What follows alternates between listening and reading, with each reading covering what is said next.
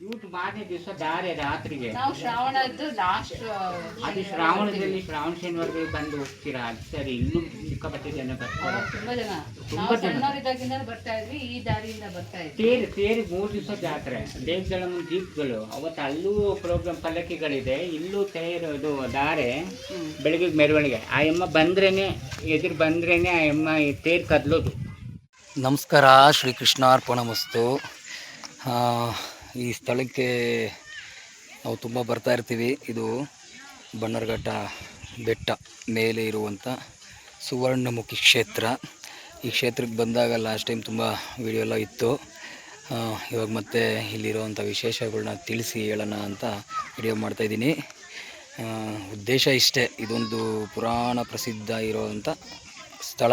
ಈ ಸ್ಥಳದ ಬಗ್ಗೆ ತುಂಬ ಮಾಹಿತಿಗಳು ಈ ನಡುವೆ ಕಲೆ ಹಾಕಿ ಇಲ್ಲೇ ನಮ್ಮ ಈ ಜಾಗಕ್ಕೆ ಸಂಬಂಧಪಟ್ಟಿರೋರೆ ಅವ್ರ ಜೊತೆ ಸಿಕ್ಕಿ ಮಾತಾಡಿ ಎಲ್ಲ ಆಗಿದೆ. ಈ ಸ್ಥಳದ ಬಗ್ಗೆ ಚಿಕ್ಕ ವಯಸ್ಸಿಂದ ನಮ್ಮ ತಂದೆಯವರು ಕರ್ಕೊಂಬರ್ತಾಯಿದ್ರು. ಹೋಗ್ತಾ ಹೋಗ್ತಾ ಹೋಗ್ತಾ ಹೋಗ್ತಾ ಜಾಸ್ತಿ ಬರೋ ಶುರುವಾದಾಗ ಇಲ್ಲಿ ಏನೇನು ವಿಚಾರ ಇದೆ ಅನ್ನೋದನ್ನು ತಿಳ್ಕೊಬೇಕು ಅನ್ನೋ ಆಸಕ್ತಿ ನಮಗುಂಟಾಗಿ ತಿಳ್ಕೊಂಡಿದ್ದು. ಇಲ್ಲಿ ಏನೇನು ವಿಶೇಷ ಇದೆ ಅಂದರೆ, ಕೆಳಗಡೆ ಪಂಚಮುಖಿ ಕ್ಷೇತ್ರ ಇದೆ. ಅಲ್ಲಿ ಸಾಕ್ಷಾತ್ ನಾರಾಯಣ ತನ್ನ 2 ಹೆಂಡತಿ ಒಡನೆ ವಿರಾಜಮಾನನಾಗಿದ್ದಾನೆ. ತುಂಬ ಸಂತೋಷವಾಗಿರ್ತಾನೆ. ಒಳ್ಳೆ ಆಶೀರ್ವಾದ, ಒಳ್ಳೆ ಬ್ಲೆಸ್ಸಿಂಗ್ ಸಿಗುವಂಥ ಕ್ಷೇತ್ರ. ಮತ್ತು ಮೇಲ್ಗಡೆ ಬಂದರೆ ಸುವರ್ಣಮುಖಿ ಕ್ಷೇತ್ರ, ಕಾರ್ಯಸಿದ್ಧಿ ಆಂಜನೇಯ ಇದ್ದಾರೆ, ಬರೀ ಅಷ್ಟು. ಮತ್ತು ಇಲ್ಲಿ ಭವಾನಿ ಶಂಕರಿದ್ದಾರೆ ಅಷ್ಟು, ಮತ್ತು ಒಂದು ಕಲ್ಯಾಣಿ ಇದೆ. ಇಷ್ಟು ಮಾತ್ರ ನಮಗೂ ಗೊತ್ತಿದ್ದಿದ್ದು. ಆಮೇಲೆ ನಮಗೆ ಇಲ್ಲಿ ಸಿಕ್ಕಿದಂಥ ಸ್ಥಳೀಯರು ಮಾಹಿತಿ ಪ್ರಕಾರ ಇಲ್ಲಿ ಒಬ್ಬ ನರಸಿಂಹರೂ ಇದ್ದರು. ಇಲ್ಲಿ ಕೆಳಗಡೆ ಒಂದು ಮಠನೂ ಇತ್ತು. ಹಾಗೆ ಕಾಡಾನೆಗಳು ಕಾಟ ಜಾಸ್ತಿಯಾಗಿ ಇಲ್ಲಿ ದಾಳಿಯೆಲ್ಲ ಆಗಿ ಆ ನರಸಿಂಹರನ್ನ ಹೊಡೆದಾಕ್ಬಿಟ್ಟಿದೆ. ಆನೆಗಳು ಬಂದು ತುಳಿದು ಆ ನರಸಿಂಹರು ಅಲ್ಲಿದ್ದಾರೆ, ತೋರಿಸ್ತೀನಿ.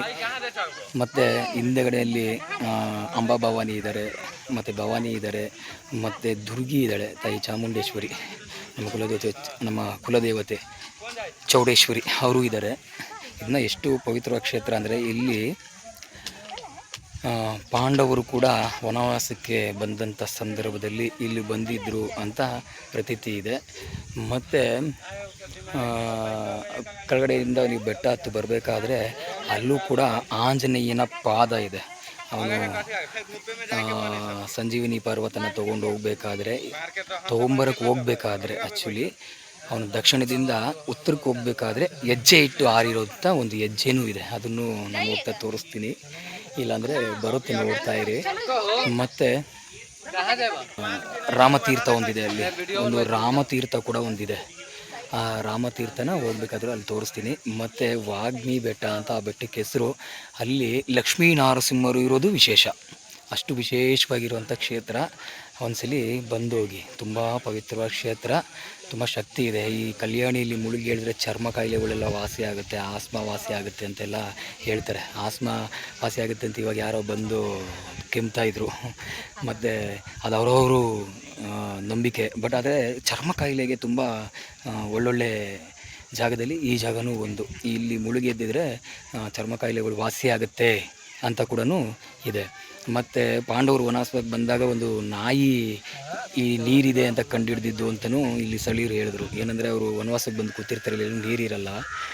ಆ ಸಮಯದಲ್ಲಿ ಅವ್ರ ಜೊತೆ ಒಂದು ನಾಯಿನೂ ಇರುತ್ತೆ. ನಾಯಿ ಇದ್ದಾಗ ಆ ನಾಯಿ ಇವ್ರನ್ನ ಮುಂದೆ ಹೋಗುತ್ತೆ, ಇವರೆಲ್ಲ ಹಿಂದೆ ಇರ್ತಾರಲ್ವ, ನಾಯಿ ಇವ್ರ ಜೊತೆ ಬರ್ತಾ ಇರುತ್ತೆ. ಇದು ಮುಂದೆ ಹೋಗಿ ಆ ನೀರಲ್ಲೆಲ್ಲ ಒದ್ದಾಡಿ ಎದ್ದು ಬಂದಿರುತ್ತೆ. ಇವರು ಅದನ್ನು ನೋಡಿ, ಓ ನೀರಿದೆ ಇಲ್ಲಿ ಮುಂದೆ ಎಲ್ಲೋ ಅಂತ ಹೇಳ್ಬಿಟ್ಟು ಆ ನಾಯಿನ ಹಿಂಬಾಲಿಸ್ಕೊಂಡು ಬಂದು ಇಲ್ಲಿ ಇರೋವಂಥ ನೀರನ್ನ ಕುಡಿತಾರೆ, ಬಳಸ್ತಾರೆ. ತದನಂತರ ಅವರಲ್ಲಿ ಒಬ್ಬರಿಗೆ ಚರ್ಮದು ಏನೋ ಸಮಸ್ಯೆ ಇರುತ್ತೆ ಅಂತ ನಾವು ಕೇಳಿರೋದು. ನಮಗೆ ಗೊತ್ತಿಲ್ಲ ಅಷ್ಟೊಂದು ಪುರಾಣ, ಅದು ಕಥೆಯಲ್ಲಿ ನಾವು ಓದಿಲ್ಲ. ಬಟ್ ಅದು ಇಲ್ಲಿನ ಸ್ಥಳೀಯರು ಹೇಳೋದು ಅದೆಲ್ಲ ಕೇಳಿದಾಗ ನಾನು ನಿಮ್ಗೆ ಹೇಳ್ತಾಯಿದ್ದೀನಿ. ಅವ್ರು ಹೇಳಿರೋಂಥದ್ದು ಅವ್ರಿಗೆ ಚರ್ಮ ಕಾಯಿಲೆ ವಾಸಿ ಆಯಿತು ಅಂತ ಹೇಳ್ಬಿಟ್ಟು ಹೇಳ್ತಾರೆ. ಅದಕ್ಕೆ ಇದಕ್ಕೂ ಆ ಒಂದು ಲಿಂಕ್ ಇದೆ. ಅದಕ್ಕೆ ಜನಗಳು ಬಂದು ಇಲ್ಲಿ ತೀರ್ಥ ಸ್ನಾನ ಮಾಡ್ತಾರೆ. ಸರ್ಕಾರ ಈಗ ಇಲ್ಲೆಲ್ಲ ಈಜು ಹೊಡಿಬಾರ್ದು ಅಂತ ಬೋರ್ಡ್ ಹಾಕಿದ್ದಾರೆ. ಮತ್ತು ಇಲ್ಲಿ ತುಂಬ ಜನ ಸತ್ತೋಗಿದ್ದಾರೆ. ನಿಮ್ಮ ಜೀವಕ್ಕೆ ನೀವೇ ಹೊಣೆಗಾರರಾಗಿರ್ತೀರ. ಬಂದು ತೀರ್ಥ ಕ್ಷೇತ್ರದಲ್ಲಿ ಸುಮ್ಮನೆ ಕಾಲು ಕೈ ತೊಳ್ಕೊಂಡು ತಲೆಯಲ್ಲಿ ನೀರು ಹಾಕ್ಕೊಂಡು ಹೋಗಿ. ಇಲ್ಲಿ 2 ಆಂಜನೇಯರಿದ್ದಾರೆ. ಒಬ್ಬರು ಅಲ್ಲಿ ಮುಂದೆಗಡೆ ಕಾರ್ಯಸಿದ್ಧಿ ಆಂಜನೇಯ, ಇನ್ನೊಬ್ಬರು ಆರೋಗ್ಯಕ್ಕೆ ಇಲ್ಲಿ ಒಳಗಡೆ ಸುವರ್ಣಮುಖಿ ಆಂಜನೇಯ. ಸುವರ್ಣಮುಖಿ ಅಂದರೆ ಚಿನ್ನದ ಮುಖವುಳ್ಳ ಆಂಜನೇಯ ಅಂತ. ಅದು ಅಲ್ಲಿ ಒಳಗಡೆ ನೀರಲ್ಲಿ ಆಂಜನೇಯ ಕೂಡ ವಿರಾಜಮಾನನಾಗಿದ್ದಾರೆ. ತುಂಬ ಒಳ್ಳೆ ಕ್ಷೇತ್ರ. ಈ ಕ್ಷೇತ್ರದ ಬಗ್ಗೆ ಒಂದಿಷ್ಟು ಹೇಳಬೇಕು ಅಂತ ಅಂದ್ಕೊಂಡೆ, ಚುಟುಕಾಗಿ ಹೇಳಿದ್ದೀನಿ. ಮುಂದೆ ಆದರೆ ಇದನ್ನೇ ದೊಡ್ಡದಾಗಿ ವಿಚಾರವಾಗಿ ಇನ್ನೂ ಡೀಪಾಗಿ ಇಲ್ಲಿರೋರು ಅಂತಾರೆಲ್ಲ ಮಾತಾಡಿಸಿ ಬೇಕಾದ್ರೆ ಮಾಡ್ತೀನಿ, ನಿಮ್ಗೆ ಇಂಟ್ರೆಸ್ಟ್ ಇದ್ದರೆ. ಇಲ್ಲಾಂದರೆ ಇಲ್ಲ. ಮತ್ತು ಇಲ್ಲಿ ಒಂದು 3 ಗಿಡಮೂಲಿಕೆಗಳು ನಾವು ತುಂಬ ಶ್ರೇಷ್ಠ ಅಂತ ಹೇಳ್ತೀವಿ. ಅದನ್ನು ನೆಕ್ಸ್ಟ್ ವೀಡಿಯೋದಲ್ಲಿ ನಾನು ಮಾಡ್ತೀನಿ. ಮತ್ತು ಈಗ ಒಂದು ಬಿಲ್ವವನ್ನು ತೋರಿಸುವಂಥ ಕೆಲಸ ಮಾಡ್ತೀವಿ. ಅಪರೂಪವಾದಂಥ ಬಿಲ್ವ. ನಾವು ಯಾರಿಗೆ ಯೋಗ ಇರುತ್ತೆ ಅವ್ರ ಕಣ್ಣಿಗೆ ಮಾತ್ರ ಕಾಣಿಸುತ್ತೆ ತುಂಬ ಅದು. ಮತ್ತು ಯಾರ್ಯಾರು ಮನೇಲಿ ಇಟ್ಕೊಂಡಿದ್ದೀರಾ, ನಮ್ಮ ಮನೆ ಪಾಟಲ್ಲಿದೆ, ಮತ್ತು ಅಲ್ಲಿ ನಮ್ಮ ಊರಲ್ಲಿದೆ, ಅಲ್ಲಿದೆ, ಗಲ್ಲಿಲಿದೆ, ಕೇರಿಯಲ್ಲಿದೆ, ಬೆಟ್ಟದಲ್ಲಿದೆ, ಎಲ್ಲೆಲ್ಲೋ ಇರುತ್ತೆ. ಕಣ್ಣಿಗೆ ಕಾಣಿಸ್ಕೊಂಡಿರೋರೆಲ್ಲ ತುಂಬ ಒಳ್ಳೆಯದು. ನಾವು ಹಾಕ್ಕೊಂಡಿದ್ದೀವಿ ಅಂದರೆ ಪೂರ್ವಜನ್ಮ ಪುಣ್ಯ ನಿಮ್ಮದು. ಆ ಥರ ಒಂದು ಬಿಲ್ವ ನಿಮಗೆ ತೋರಿಸುವಂಥ ಪ್ರಯತ್ನ ಮಾಡ್ತೀನಿ. ಲಾಸ್ಟ್ ಟೈಮ್ ಬಂದಾಗ ಕಾಡಿಗೆ ಬೆಂಕಿ ಬಿದ್ದೋಗಿ ಒಣಗೋಗಿತ್ತು, ಅಂದರೆ ಎಲ್ಲ ಸುಟ್ಟೋಗಿತ್ತು. ಈಗ ಅದಿದೆ, ಅದನ್ನು ತೋರಿಸ್ತೀನಿ. ತುಂಬ ಚೆನ್ನಾಗಿ ಬಂದಿದೆ, ತೋರಿಸ್ತೀನಿ.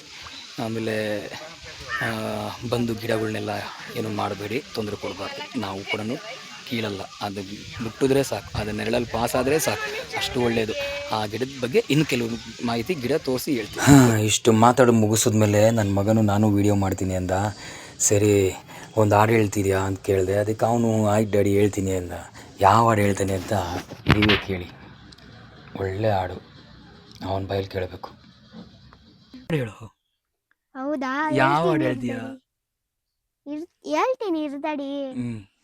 ಕಣ್ಣೀರೆಲ್ಲ ಏನ್ ಹುಡ್ಗಿರು ಅದ್ಯಾಕೆ ಹಿಂಗೆ ಹೇಳ್ತೀರು, ಲವ್ ಲವ್ ಲವ್ ಅಂತ ಕಣ್ಣೀರಿಟ್ಟಿರೋ. ಕಣ್ಣೀರೆಲ್ಲ ಕಣ್ಣೀರೆಲ್ಲ ಪನ್ನೀರ ಮಳೆಯು ನನ್ನ ಪ್ರಿಯನಿಗೆ ನೆನಪಿನ ಅಭಿಷೇಕ. ರವಿ ಮಾಮ ಅವರು 50 ವರ್ಷ ಡಾಕ್ಟರ್ ರಾಜ್ಕುಮಾರ್ ಅವರು ಆಳಿರೋದನ್ನ ರವಿ ಮಾಮ ಬಂದು 25 ವರ್ಷ ಆಳಿದ್ರು. ಈಗ ನನಗೆ 40 ವರ್ಷ, ಇವನಿಗೆ 7 ವರ್ಷ. ಇಲ್ಲಿವರೆಗೂ ಆ ಕ್ರೇಜ್ ಇದೆ. ರವಿ ಮಾಮ ಅಂದ್ರೆ ಹಂಗೆ ಸಿನಿಮಾ ಅಲ್ಲ ಮಗನೆ? ಯಾರ್ದು ಮಗನೆ ಅದು ಸಾಂಗು? ನನ್ಗೇನ್ ಗೊತ್ತು? ನಿಂಗೆ ರವಿ ಮಾಮ ಗೊತ್ತಿಲ್ವಾ? ಅದ್ರಲ್ಲಿ ಹೀರೋ ಯಾರು? ನೀನ್ ಎಲ್ಲಿ ಕೇಳಿದೆ ಈ ಸಾಂಗು? ನೋಡಿದ್ಯಾ ಸಾಂಗು? ನಾನ್ ಪಿಕ್ಚರ್ ಅಲ್ಲಿ ಅದೇ ಡ್ಯಾನ್ಸ್ ಕರ್ನಾಟಕದಲ್ಲಿ ನೋಡಿದ್ದಂತೆ ಇವರು ಆ ಸಾಂಗ್. ಹಾಡ್ ಮಾತ್ರ ಆಡಿದ್, ಡ್ಯಾನ್ಸ್ ಎಲ್ಲ ಆಡಿಲ್ಲ. ಹೌದಾ? ಹಂಗ ರವಿ ಮಾಮ ಗೊತ್ತಿಲ್ಲ ನಿನ್ಗೆ? ರವಿ ಮಾಮ ಗೊತ್ತಿಲ್ಲ ಅಂದ್ರು ರವಿ ಮಾಮ ಹಂಸಲೇಖ ಅವರು ಮಾಡಿರೋ ಸಾಂಗು ನೋಡಿ ಇಲ್ಲಿವರೆಗೂ ತಲುಪಿದೆ. ಸುಮ್ಮನೆ ಹೆಂಗೆ ಕಾಡ್ಸುತ್ಬೇಕಾದ್ರೆ ಒಂದು ಎಂಟರ್ಟೈನ್ಮೆಂಟ್. ನನ್ನ ಮಗನ ಸಂಗೀತ ಆದಮೇಲೆ ನಮಗೆ ಶ್ರೀನಿವಾಸ್ ಅಣ್ಣ ಸಿಕ್ಕಿದ್ರು. ಈ ಅಣ್ಣ ಅವ್ರಿಗೆ ಈ ವಾಗ್ನಿಗಿರಿ ಬೆಟ್ಟದ ಎಲ್ಲ ರಹಸ್ಯಗಳು ತಿಳಿದಿದೆ. ಇವರು ತುಂಬ ಹಳಬ್ರು, ಇವ್ರ ಸ್ನೇಹಿತರೆಲ್ಲ ಇಲ್ಲಿ ಬರ್ತಾಯಿದ್ರು. ಮತ್ತು ಇಲ್ಲಿ ಸಮಾಧಿ ಆಗಿರೋವಂಥ ಗುರುಗಳ ಬಗ್ಗೆನೂ ಇವ್ರಿಗೆ ಗೊತ್ತು. ಈ ಇಡೀ ಚಂಪಕಧಾಮನಿಂದ ಹಿಡಿದು ಸುವರ್ಣಮುಖಿ ಕ್ಷೇತ್ರದವರೆಗೂ ಪ್ರತಿಯೊಂದು ವಿಚಾರಗಳನ್ನ ಅವ್ರ ಹತ್ರ ತಿಳ್ಕೊತ ಮುಂದೆ ಅವ್ರನ್ನ ಮಾತಾಡಿಸ್ತೀನಿ. ಅವರಲ್ಲಿ ತಿಳಿದಿರೋಕ್ಕಂಥ ಎಲ್ಲ ವಿಚಾರಗಳನ್ನ ನಿಮಗೆ ತಿಳಿಸ್ತೀನಿ. Thank you. ಶ್ರೀಕೃಷ್ಣ ಅರ್ಪಣಮಸ್ತು. ದೀಪಗಳು ಅವತ್ತು ಅಲ್ಲೂ ಪ್ರೋಗ್ರಾಮ್ ಪಲ್ಲಕ್ಕಿಗಳಿದೆ, ಇಲ್ಲೂ ತೇರು ಇದು ದಾರೆ ಬೆಳಗ್ಗೆ ಮೆರವಣಿಗೆ. ಆ ಎಮ್ಮ ಬಂದ್ರೇನೆ, ಎದುರು ಬಂದ್ರೇನೆ ಆ ಎಮ್ಮ ತೇರು ಕದಲೋದು.